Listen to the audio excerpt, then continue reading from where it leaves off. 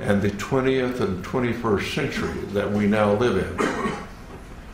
The beginning of the Industrial Revolution really didn't take off until the 19th century. And I tell the story to some of my younger audiences, particularly in schools, that my great-grandparents went across from South Georgia to West Texas in a covered wagon at the end of the Civil War in the 1870s. My family, my father's generation, was involved with going off the planet in aircraft. And less than 100 years later, I went to the moon.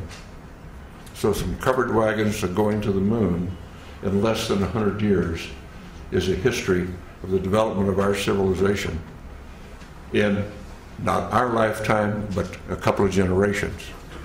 And so it's time to start thinking in those terms.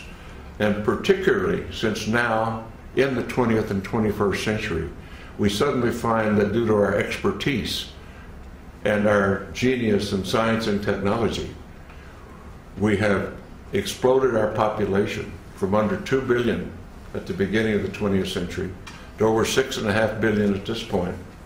And our consumption patterns are clearly indicating that we are utilizing our non-renewable resources at an unacceptable rate, a non-sustainable rate.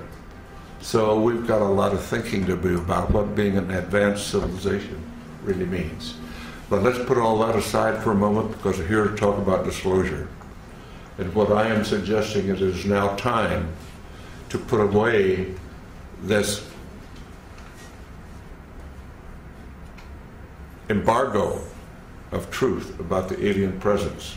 And I call upon our government to open up, like other governments have, and you will hear about that this morning, like the Belgians have, the French have, the Brazilians have, the Argentines, the Mexicans have all released their files. It's about time now that we do the same thing and become a part of this planetary community that is now trying to take our proper role as spacefaring civilization. Thank you very much for your attention.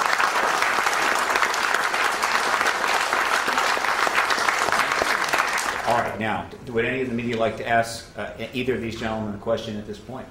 Any of the reporters? Yeah. Alan? Can you tell us, Dr. Mitchell, exactly what the locals of Roswell told you, if you could remember specifics? On the mic. Yeah. Yes, it was that the Roswell event was an alien craft, that it was not of this planet. That's the essence. What they really told me was their particular, each one had some particular part of it, like a sheriff's deputy was controlling traffic but heard from what the other people what was going on. The family of the undertaker told about the small coffins that were created for the alien bodies. And my Air Force family friend said yes, he had heard the same thing from Major Brazel. Each one of them just told what their portion of the activity was all about. So putting it all together, the sum total was, yes, it was an alien spacecraft. Thank you. Okay. Another question? Just had another question about Sure. fellow astronauts talking to you about seeing space, UFOs in space. No, I have talked to all of the astronauts up through the Apollo program. And the only ones that have had UFO experience were in their Air Force careers, where were vectored to chase a UFO, never quite made it, couldn't quite get them in their sights or whatever. And that was Deke Slayton, and Gordon Cooper had his experience that's been well recited about seeing one land at Edwards Air Force Base, seeing the pictures of it, and suddenly the pictures disappeared into the vaults of Washington and never returned.